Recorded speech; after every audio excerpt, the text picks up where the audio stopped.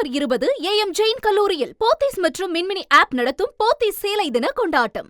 Vellore KV குப்பம் அடுத்த துருவம் கிராமத்தில் சிறுத்தை தாக்கி இளம்பெண் உயிரிழந்த சம்பவம் சோகத்தை ஏற்படுத்திய நிலையில் சிறுத்தையை கண்காணிக்க என்னென்ன மாதிரியான பணிகள் மேற்கொள்ளப்படுகிறது என்பதை குறித்து எமது செய்தியாளர் பிரபாகரன் வழங்கும் ஆர்வலர் முகிலுடன் நடத்திய நேர்காணலை பார்க்கலாம். இப்போ இந்த நேற்றைய தினம் இந்த சிறுத்தை தாக்கி ஒரு இளம்பெண் உயிரிழந்திருக்கிறாங்க. இப்போ இந்த சிறுத்தையை கண்காணிக்கிறதுக்கு என்ன மாதிரியான பணிகளை நம்ம மேற்கொண்டுருக்கோம் sir?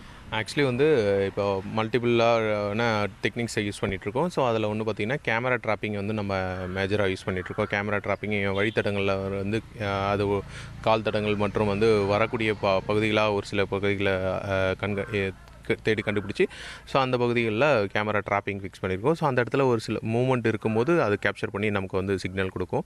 At the same time பார்த்திங்கன்னா நமக்கு இப்போ கேமரா ட்ரோனும் யூஸ் பண்ணிகிட்ருக்காங்க. ஸோ கேமரா ட்ரோனில் ஆகாய வழியாக இருக்கக்கூடிய மூவ்மெண்ட்ஸ் ஏதாச்சும் இருக்கா அப்படின்றத வனவிலங்குகளோட மூவ்மெண்ட் எப்படி இருக்குன்றது தான் இந்த இடத்துல கண்காணிச்சிட்ருக்காங்க. இப்போ ஒரு சில சிறுத்தைன்னு சொல்கிறாங்க, ஒருவேளை கரடியாகவும் இருக்கும் அப்படின்னு சொல்கிறாங்க. உண்மையாகவே சிறுத்தைக்கு இது போல் மனிதர்களை தாக்கும் குணம் இருக்கா? இது ஏற்கனவே நடந்திருக்கா?